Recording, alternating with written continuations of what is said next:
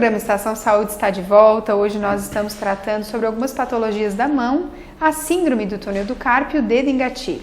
Mas antes da gente continuar falando sobre o nosso assunto de hoje, nós ouviremos uma outra dica de saúde de um dos nossos consultores aqui do programa, Dr. Mário Caporal.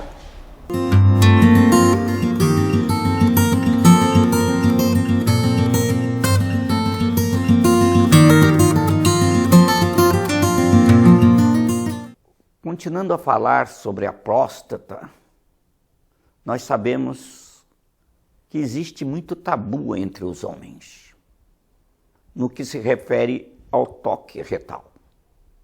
Mas sabemos que o toque retal é muito importante para se afastar alguma alteração nodular a nível da zona periférica da próstata. Esse exame feito pelo urologista é fundamental. E esse tabu não deve existir. O homem tem que quebrar essa barreira, porque em nada prejudica o homem. Então, eu deixo essa mensagem, que os homens não se acanhem e não deixem de fazer o seu exame preventivo com receio do toque retal. Além do toque retal, outros exames também são realizados com objetivo na prevenção do câncer de próstata, assim como o PSA, assim como a ultrassonografia. São exames que vêm esclarecer, na realidade, o que está passando com a sua próstata.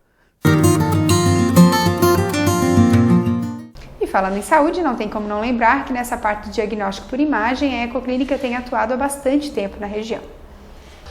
Excelência em diagnóstico por imagem, em ultrassonografia, mamografia digital, raio-x e densitometria óssea, a clínica atua há mais de 30 anos e está presente nos municípios de Tubarão, Capivari de Baixo, Braço do Norte e Armazém. É também a única clínica do setor a receber o selo Nota 10 da Vigilância Sanitária. A Ecoclínica também possui equipamento moderno para ultrassom 4D. Você, futura mamãe, pode ver com detalhes como está o desenvolvimento do seu bebê e ainda já saber características físicas. Ecoclínica investindo na saúde para melhor atender os pacientes. Mais informações e agendamentos pelo telefone 3622-2355. Continuando então, hoje nós estamos falando sobre essas duas patologias da mão, né? Nós já conversamos sobre o que é a síndrome, o que pode causar lesão, quais são os sintomas. Doutor, em relação ao diagnóstico, o paciente chega dizendo que está com formigamento e dor. É um diagnóstico fácil de dar ou é um diagnóstico difícil? Não, isso é tudo muito tranquilo. Não existe muita dificuldade nisso, porque clinicamente a gente, através de alguns testes manuais, a gente já define o problema, né? Junto com a história clínica do paciente, como se falou anteriormente.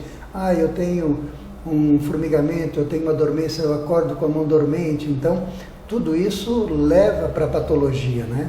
Então, a gente define o diagnóstico através do exame de eletroneuromiografia. Então, é importante daí fazer o diagnóstico através do exame, porque nós temos um diagnóstico clínico, mas a gente não sabe qual a gravidade do problema. Então, quando eu faço um exame de eletro, ele define o grau de comprometimento do nervo. Então, se eu tenho um comprometimento maior ou menor, eu vou definir a minha linha de tratamento. Então, é importantíssimo o exame. Então, o exame, quando ele vem bem feito, né, ele nos direciona para o tratamento, né?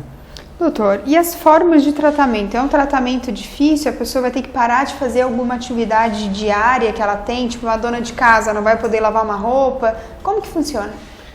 Isso, não tem assim, muita dificuldade, porque dá para fazer um tratamento clínico apenas orientando a pessoa com relação aos cuidados que ela teria que ter.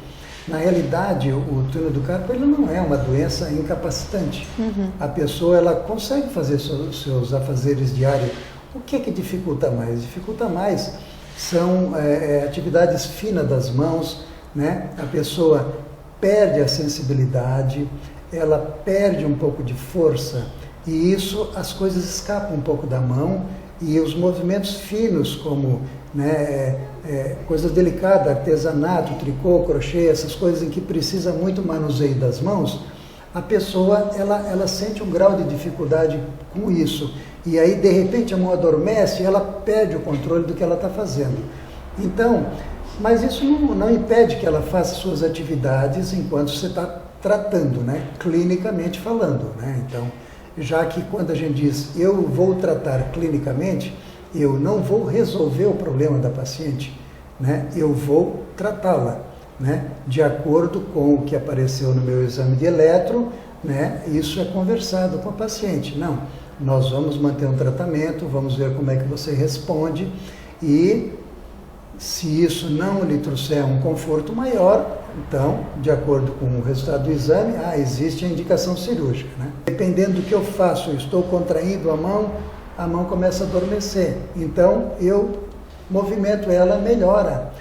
Essa dificuldade, ela é bem diferente à noite, porque a pessoa já acorda com a mão dormente. E aí, demorou para ela acordar e ela demora para o nervo recuperar a função. Certo. E agora falando um pouquinho, doutor, sobre o dedo em gatilho, né? Como é que a gente pode definir essa lesão? Então, o dedo em gatilho, ele é uma coisa que confunde às vezes um pouco uma com a outra, mas na realidade, o dedo em gatilho, ele é um processo inflamatório do tendão.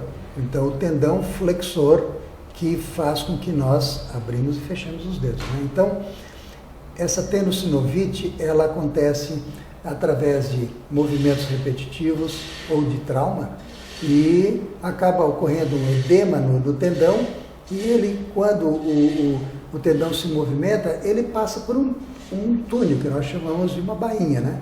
E aquilo acaba trancando, gerando o ressalto, que é o movimento do gatilho, que se chama, né? Eu fecho a minha mão, quando eu abro, o dedo fica para trás.